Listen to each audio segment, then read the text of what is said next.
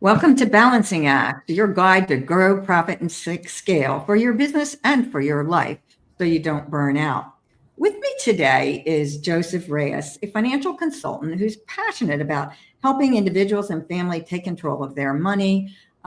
He's a CPA. He's all about helping businesses grow profitably, making sure their money's in control, staying out of debt, etc. And so Joe's going to help us today with finding peace, financial peace, actually, in a world full of chaos. You can't talk about this topic enough right now, both for your business and your personal life, because business and personal are kind of the same when you're an entrepreneur. Welcome, Joseph. Thank you for being with us today. Good to be here.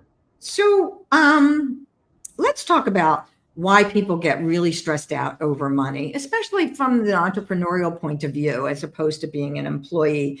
Sometimes they're even ashamed about their finances, maybe not wanting to admit whether they're profitable or how much revenue they have. So why do you think that happens, and what could we do to help them? Yeah, so finances are a huge topic, and it goes back thousands of years, right? We've known through history that there have been rich and there have been poor, and there have been people who have struggled. In the United States today, it's estimated that over 75% of Americans are living paycheck to paycheck. And that's just having a job with a regular, stable income. Now, just imagine being an entrepreneur whose income is all over the charts. It gets crazy, right? So I think what we would recommend to people is take a deep breath and know that you're one of many. You're in the majority, in fact. And you could be wealthy and have a high income and still have struggles with cash. Sometimes people just don't manage it well. So when you combine entrepreneurship with just your finance, and if you're married and have kids, you have a lot of moving parts. It's cumbersome, and it's very hectic and crazy, and very, very stressful. And you have to manage that stress or it'll kill you, right?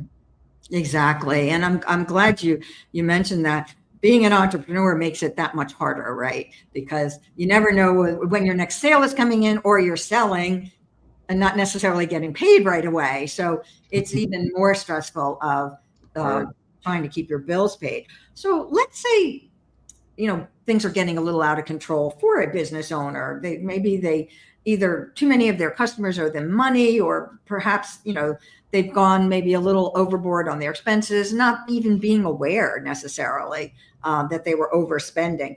What's the first step to getting back on track for those people?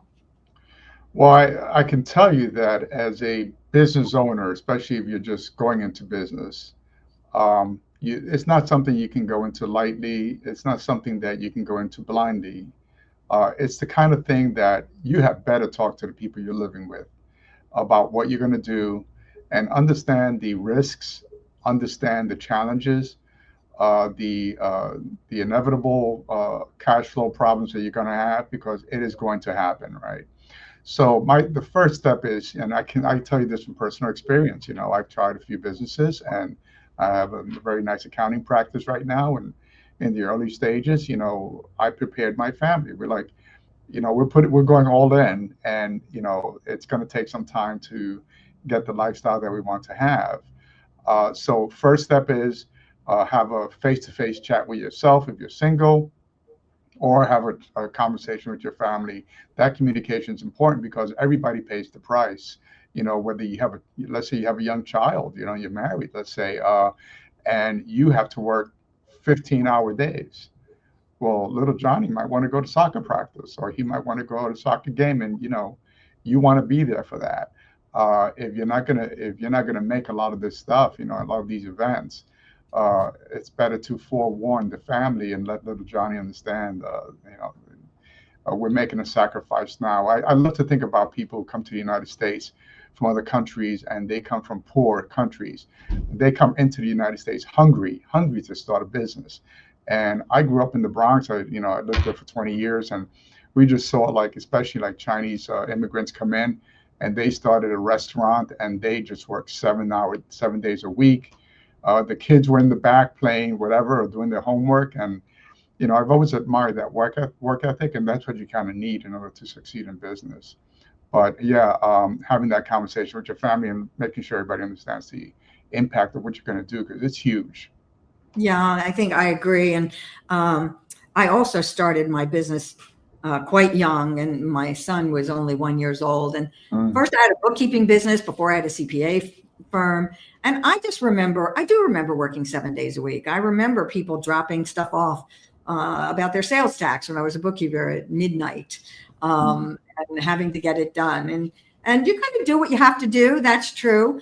But I also found that sometimes I could have that flexibility to go to the soccer practice if I just went back to work. So, you can have that stress and maybe still find balance in your life. This is, balancing acts it's about money, but it's also about how do you have a life too.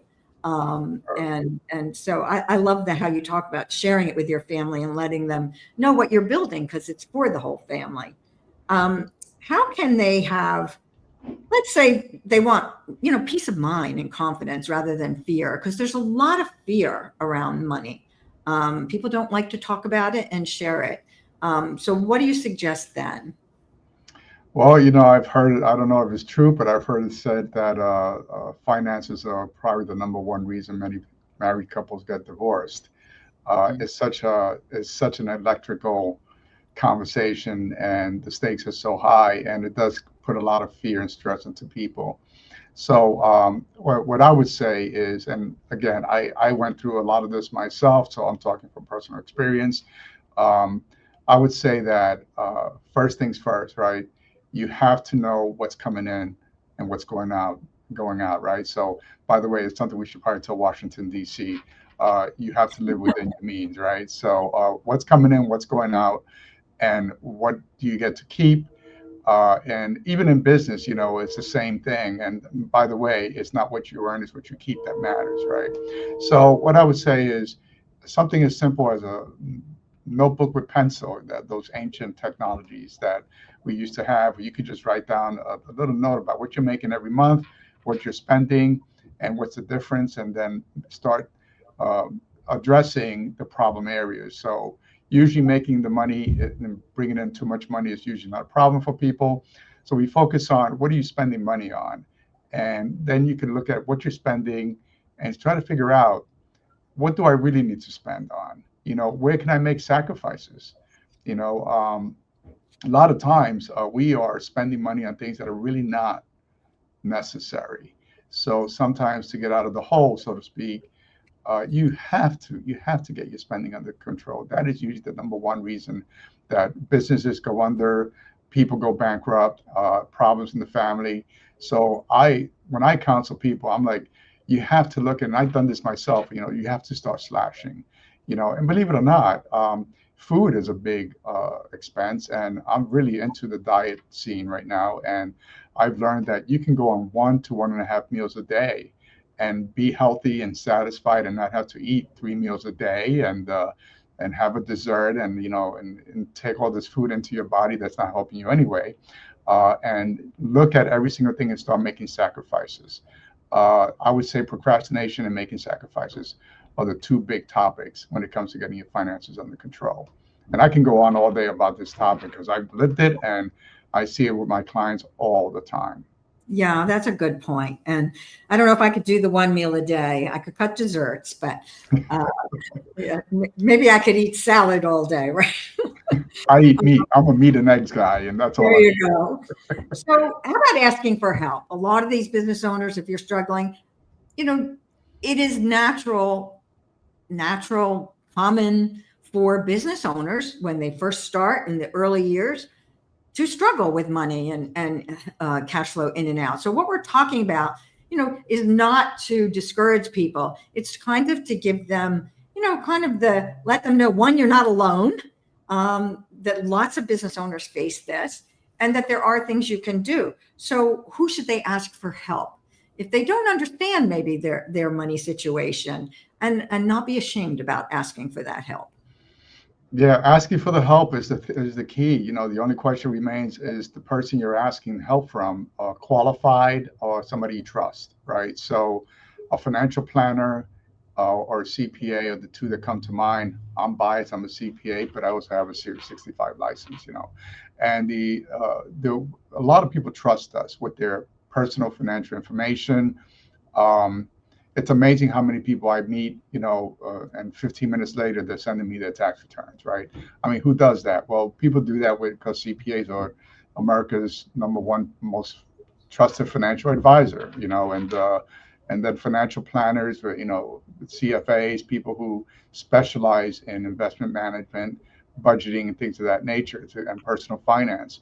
But you have to ask for help, right? So not all of us are brought up in a family that talks about money, especially when money is scarce, right, or tight.